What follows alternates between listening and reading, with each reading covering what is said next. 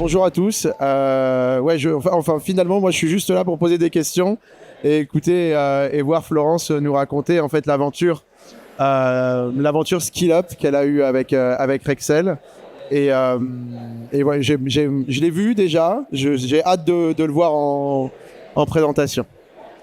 Alors bonjour à tous, donc Florence Beaumassy. Alors pour ceux qui ne connaissent pas Rexel, c'est distributeur de produits et services électriques. En clair, on fournit vos électriciens.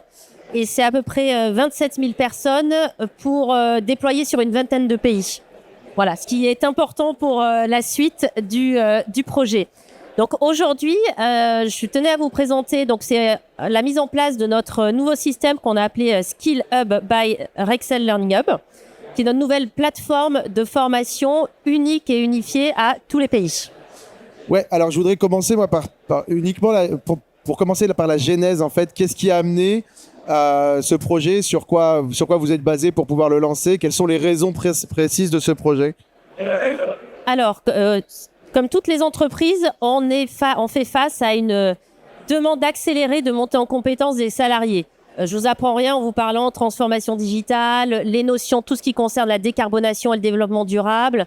Nous avons des enjeux sur l'électrification avec des marchés en fait qui s'ouvrent. Et on a donc besoin de monter finalement nos salariés très très vite en compétences. Là où avant, vous pouviez avoir une compétence, ça vous durait 30 ans. Maintenant, les dernières études, ça vous dure 2 ans.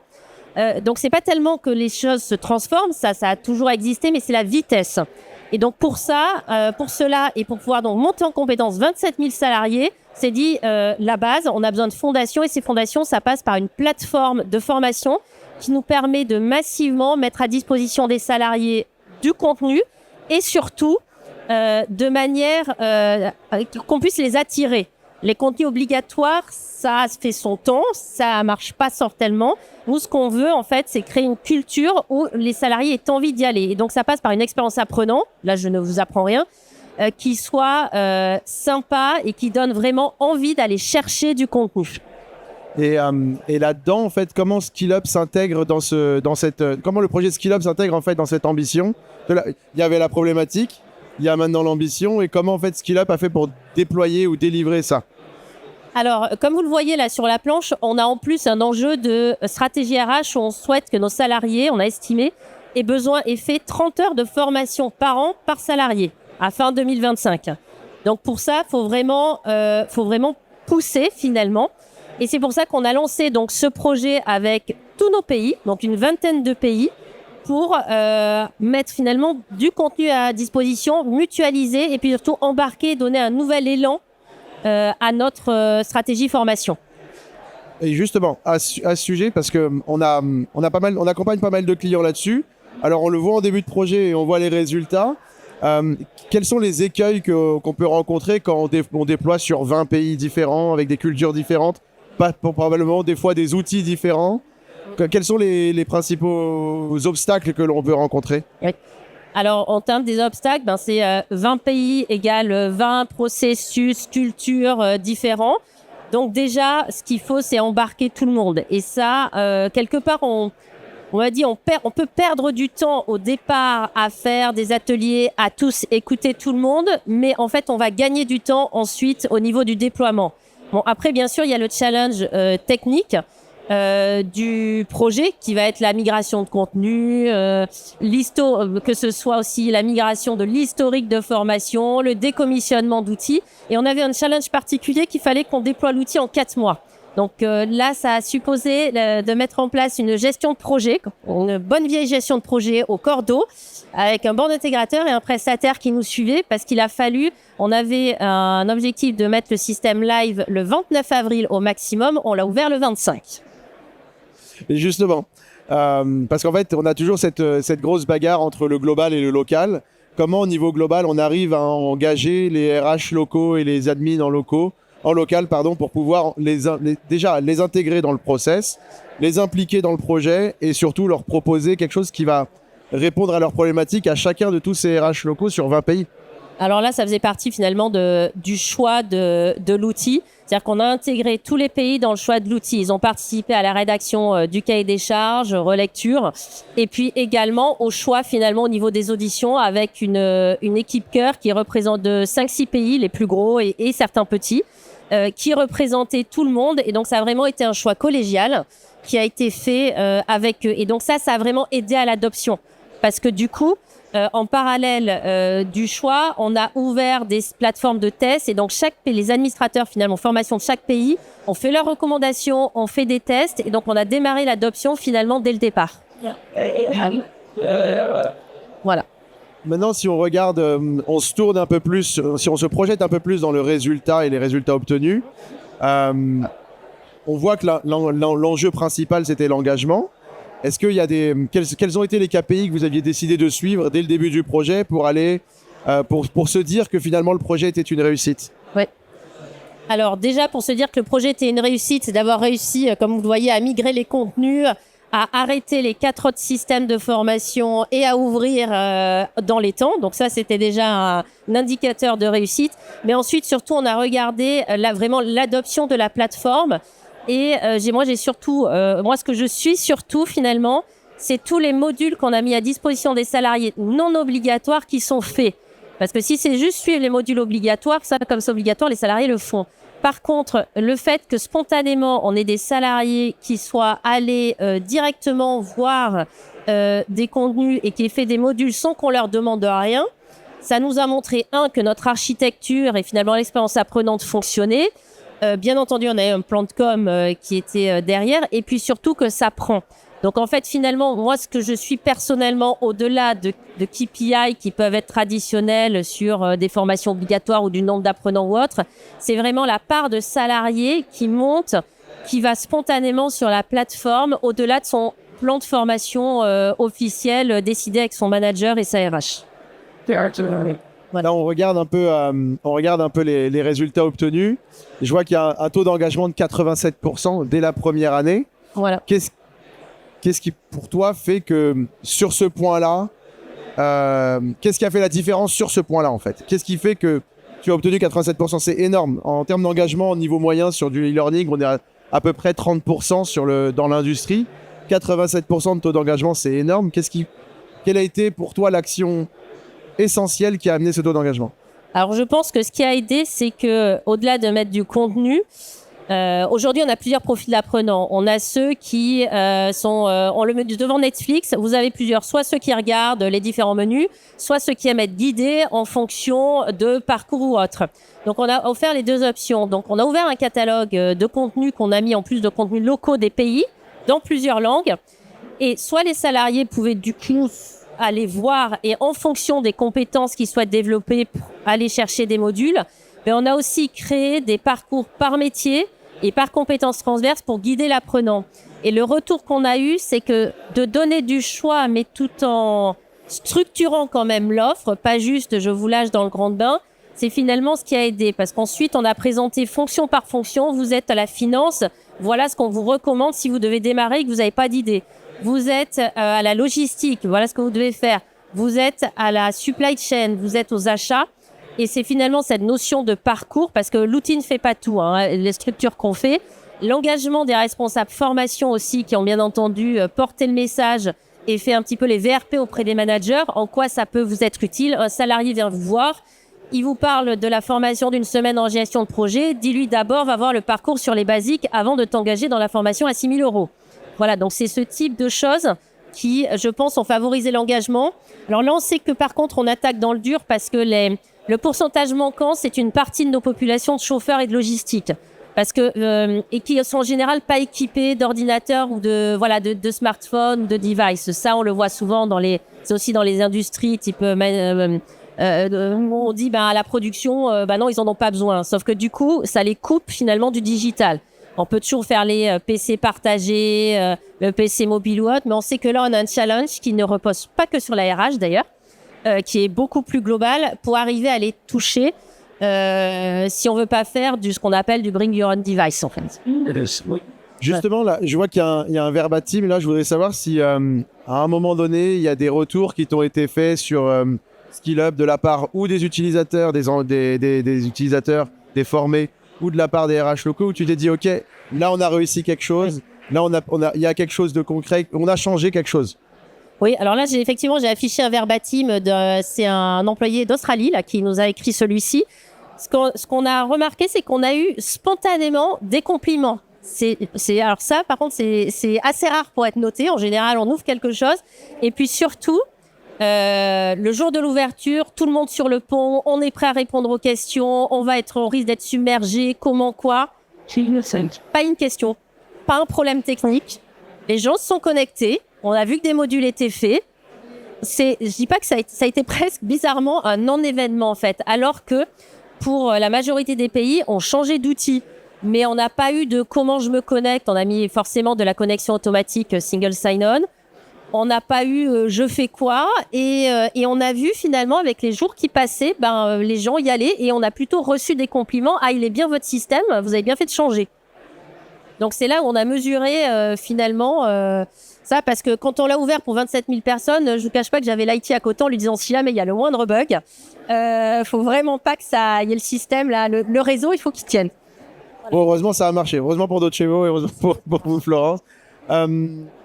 Justement, il y a un gros branding, il y a un gros naming, il y a un gros marketing, mais qu'est-ce que concrètement vous avez fait en plus, ou grâce à la plateforme ou grâce à vos idées, pour pouvoir améliorer l'existant? Qu'est-ce que vous avez développé spécifiquement pour Skill Up qui fait qu'il y a eu cet engagement supplémentaire? Ou en tout cas, quelles sont les innovations que vous avez trouvées pour ce projet-là en particulier?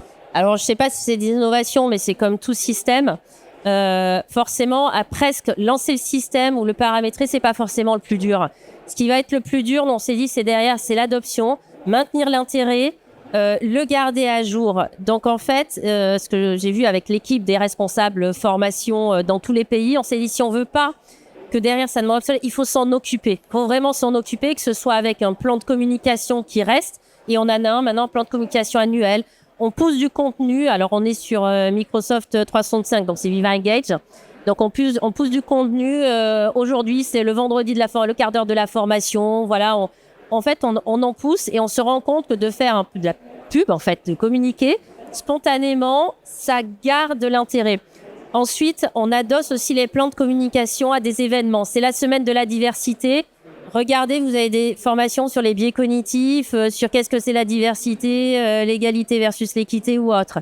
C'est le mois de la cyber, vous avez des formations. Ah, c'est la journée de la Terre, avez-vous vu les modules sur la décarbonation?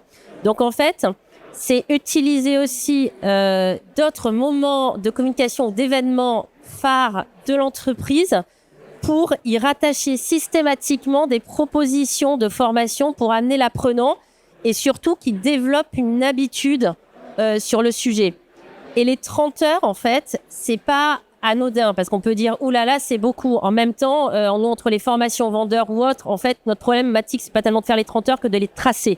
C'est plus de les traquer parce qu'elles sont là, les 30 heures. Mais le simple fait de communiquer aux salariés, quelque part, ça le libère. Tu es en train de faire une formation sur la décarbonation, c'est aussi du travail. Et donc, c'est également un peu lutter contre une culture qui peut y avoir, qui peut encore être chez certains managers, de qu'est-ce que tu es en train de faire, arrête ça, il faut que tu bosses. Sauf que la formation, c'est du travail. D'où l'intérêt de promouvoir un objectif un peu fort qui leur montre que c'est légitime que sur le temps de travail, vous alliez vous former. Alors, j'imagine que pour ce type de projet global et typiquement pour ce projet qui était très centralisé et ensuite déployé, vous avez dû, chez Rexel, vous appuyer sur des leaders ou des managers en terrain et en local. Comment vous avez fait pour les impliquer, eux, dans la communication et le fait d'engager leurs équipes et peut-être les utiliser comme levier de communication au quotidien? Alors effectivement, je parlais des communautés à mobiliser dès le départ. Donc bien entendu les RH, puisqu'il y a aussi tous les responsables formation qui allaient administrer le système. Donc c'était vraiment les embarquer dès le départ, à la fois dans les tests et le choix de l'outil, mais aussi tout au long du projet. Pour ceux qui ont déjà paramétré des outils, en général, on remplit plutôt des fichiers Excel et c'est l'intégrateur qui fait. Donc ce qu'on a fait, c'est qu'on a gardé une plateforme un peu miroir ouverte dans lequel les RH administrateurs pouvaient aller faire tous les tests qu'ils voulaient en amont du vrai paramétrage et de la production finalement. Et ça a énormément contribué à l'adoption. Ensuite, on a démarré dès le départ des informations aussi avec des managers en leur faisant, pour faire par exemple les parcours métiers, tester des modules. Aller voir le patron de la supply chain et son codir en disant voilà, il y a cette nouvelle plateforme qui arrive. Quelles sont les compétences que tu veux mettre en avant? C'est celle-ci. Ok, regarde, j'ai des modules. Qu'est-ce que tu en penses? Et donc, on a finalement un peu sur la partie contenu en parallèle du projet pour pouvoir faire les parcours parce qu'on a absolument tout parallélisé. Vu le timing, tout était mis en parallèle. On a pu finalement générer ce qu'on appelle des early adopters, finalement, qui après pouvaient, et on continue aujourd'hui encore, à faire la promotion du système parce qu'ils ont trouvé leur compte et ils ont su l'utiliser. Voilà. Donc ça, c'était quelque chose qu'on a trouvé assez important de mettre en avant. Une fois qu'on a vu tout ça, et on arrive dans la dernière partie de ta présentation, quelles sont les 2-3 choses que tu en ressors comme apprentissage dessus ou comme conseil numéro 1 que tu pourrais donner à tes autres collègues qui vont se lancer dans un projet qui ressemble à celui-ci? Alors, je vais peut-être dire des choses qui sont banales, mais alors, gestion de projet, même à l'heure de l'IA, ça reste extrêmement important. On ne fait pas un projet comme ça sans avoir un chef de projet qui est très structuré. Et puis, effectivement, on ne le répétera jamais assez, de penser adoption, management du changement, mais vraiment dès le départ. Et pas juste de le penser, de le mettre en œuvre, en fait, dès le départ. C'est-à-dire que nous, on ne s'est pas dit, tiens, on a la case management du changement. Non, c'est comment on intègre dès le départ pour embarquer tout le monde. Et effectivement, moi, je pouvais avoir l'impression mener des workshops pour le paramétrer, comme on est à distance, avec un le matin, un l'après-midi pour gérer les décalages horaires, parce qu'il y avait la Nouvelle-Zélande, c'était le matin, les USA, c'était l'après-midi, l'Europe, ils se répartissaient matin ou après-midi. Donc, on faisait 4 workshops par semaine pour les embarquer, avec à chaque fois une vingtaine d'interlocuteurs à distance. C'est particulier, mais du coup, les gens étaient impliqués parce qu'en fait, ils voyaient vraiment les choses avancer et en plus, quand on leur disait quelque chose, ils pouvaient aller le vérifier direct dans le système test. Donc ça finalement, d'être transparent dès le départ et d'embarquer la communauté en leur disant on va le faire ensemble. Sinon, je veux dire, on n'aurait pas réussi en fait. Oui. D'accord, merci. Et autre question, une fois que vous aviez envisagé Skill Up et que vous l'avez mis sur un papier, que vous avez fait la gestion de projet, quels sont les 3-4 indicateurs sur quoi tu vas baser ton choix pour pouvoir prendre l'outil qui va te permettre de déployer ça? Quels sont les éléments clés qui t'ont dit « Ok, c'est cet outil-là qu'il me faut et pas celui-ci » Quels sont les éléments discriminants? Oui, ça, les éléments discriminants, on les avait mis en fait dans notre appel d'offres. Nous, on a un outil qui soit utilisable qui soit assez souple pour être utilisable par tous les pays avec un back-office pour les RH qui soit relativement user-friendly. Ça ne sera jamais user-friendly, mais qui soit plus user-friendly que ce qu'on avait l'habitude et facile, en fait, à manier. Et puis, que vraiment, ce soit surtout pour les utilisateurs qu'on soit assez souple et agile. Donc, aujourd'hui, on a un système à la fois centralisé où on peut partager du contenu entre pays, mais chaque pays a ses propres pages, peut faire afficher ses propres contenus. S'il y a des responsables formation dans la salle, je pense qu'il y en a un petit paquet. C'est là ce qu'on appelle la création de groupe pour affecter le bon contenu. Donc, à la fois, pouvoir mettre du contenu ouvert et du contenu fermé, et puis surtout faire des reporting derrière, forcément. Et là, une fois qu'on a fait tout ça et une fois qu'on a eu ces super résultats, à quoi ça va ressembler Skill Up à l'avenir et quelles sont les perspectives d'évolution? Alors, comme je disais, nous, on veut garder le système vivant, donc il faut qu'on continue à garder l'attention. On a beaucoup travaillé sur la mise en place de contenus locaux et de contenus sur étagère. Notre enjeu là cette année, c'est de créer plus de contenus directement liés à notre business dans les 9 langues de Rexel au niveau global, parce que je suis au niveau global, pour le mettre à disposition de toutes les entités pays et notamment des petits pays qui ont moins de force de frappe en termes budget pour créer leurs propres modules. Donc ça, c'est nous pour les faire et les mettre en œuvre. De continuer à avancer peut-être avec des pages personnalisées. Là, on réfléchit sur des choses liées, sur peut-être avoir la Rexel Climate School ou j'en sais rien. Mais ça, c'est très facilement configurable dans l'outil. Et à venir, l'intégration, en fait, de faire des recommandations vraiment personnalisées à l'apprenant. Mais ça suppose qu'on ait vraiment des contenus, bien des flags ou autres pour aller vers ce type de recommandations. Alors, je suis désolé parce qu'on ne l'avait pas préparé, donc je vais quand même la poser la question. C'est le sujet chaud du moment, donc je pense que beaucoup voulaient savoir qu'est-ce que ça implique d'intégrer de l'IA et quelles sont les initiatives qu'il y a aujourd'hui chez Rexel en matière d'intelligence artificielle. On va se contenter uniquement de l'e-learning pour le moment, enfin du learning en tout cas.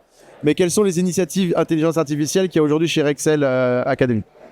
Alors, quand je parle d'intégrer l'IA pour des recommandations personnalisées, c'est soit en m'appuyant sur ce que peut faire l'outil, ce que peut faire notre plateforme, SkillUp Docebo, soit, ça c'est à réfléchir, nous avons Rexel GPT, donc l'idée, ce serait aussi de l'utiliser comme une database, et un salarié se connecte et il demande à Rexel GPT, conseille-moi une formation.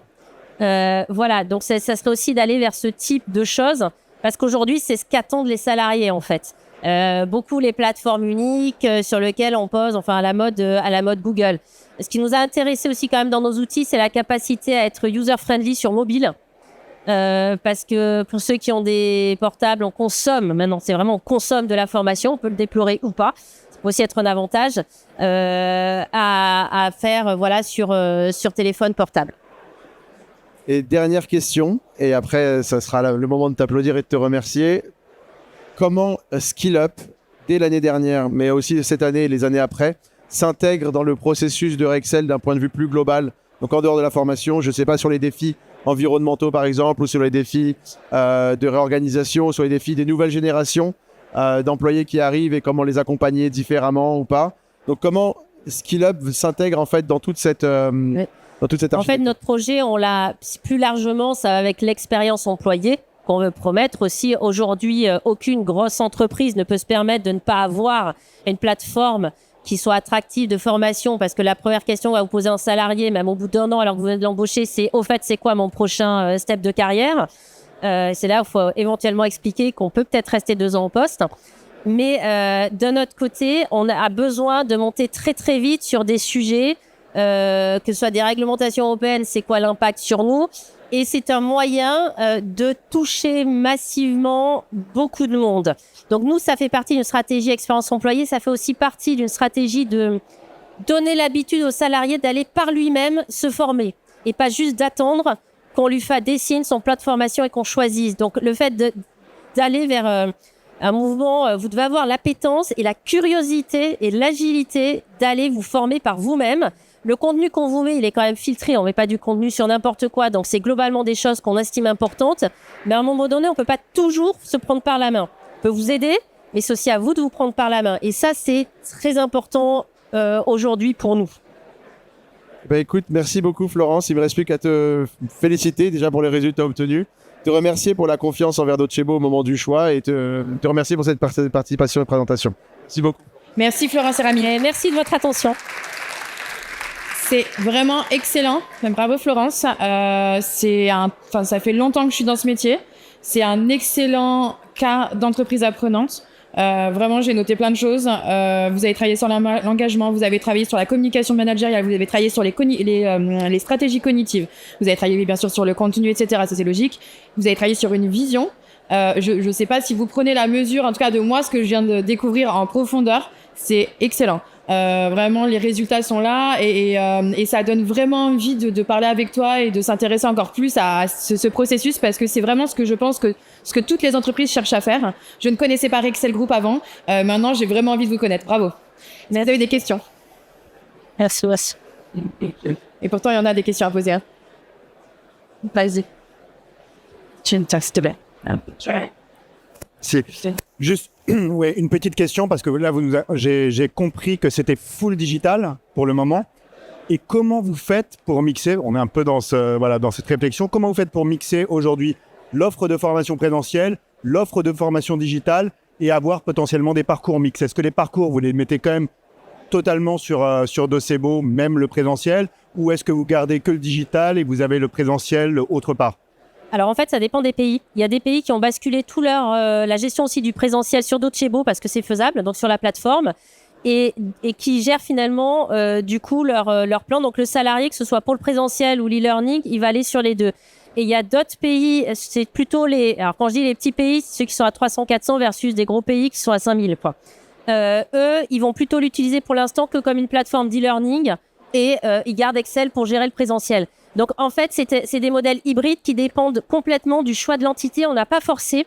Nous, on a dit, on vous ouvre les fonctionnalités On vous explique, vous montez dessus. Donc en fait, on a mis en place une structure avec un call mensuel ou bimensuel dans lequel à chaque fois on dit voilà les nouveautés, les bonnes pratiques. Donc en fait, on anime vraiment une communauté de voilà ce qui se fait, parce que même pour des entités qui aujourd'hui, par exemple, n'utilisent pas la gestion présentielle, ils ne sont pas à l'abri de l'utiliser. Donc autant qu'ils sachent comment le faire, et puis surtout, ils voient comment font les autres, et ça va leur permettre de faire une transition. Une dernière question ici. Bravo pour votre projet et sa mise en œuvre. Est-ce que vous aviez anticipé la traduction en fait de contenu pays pour pouvoir les partager entre les pays? Est-ce que ça avait déjà été fait avant, ou est-ce que vous l'avez intégré dans ce projet? Alors en fait, il y a un petit peu des deux, parce que on a migré les contenus locaux des pays, donc là c'est dans leur langue. Ensuite, on a des formations qu'on appelle globales, qu'on a aussi migrées, qui étaient déjà traduites dans les 9 langues. Et après, en fait, avec la plateforme, on a acheté un catalogue Gowan qu'on a plugué dessus, dans lequel il y a du contenu dans plusieurs langues, qui a permis d'enrichir finalement la plateforme dès le départ. Et aujourd'hui, ça fonctionne plutôt bien. Et ensuite, au niveau global, moi et un de mes collègues, on est en capacité maintenant aussi de créer des formations et de les traduire. Avec l'IA, ça fait beaucoup de choses. Il y a les pays vérifient et ça nous permet de les traduire, parce que cette contrainte de traduction en 9 langues, quelque part, ça nous limitait. Mais maintenant, il y a assez d'outils qui nous permettent de le faire à l'échelle, en fait.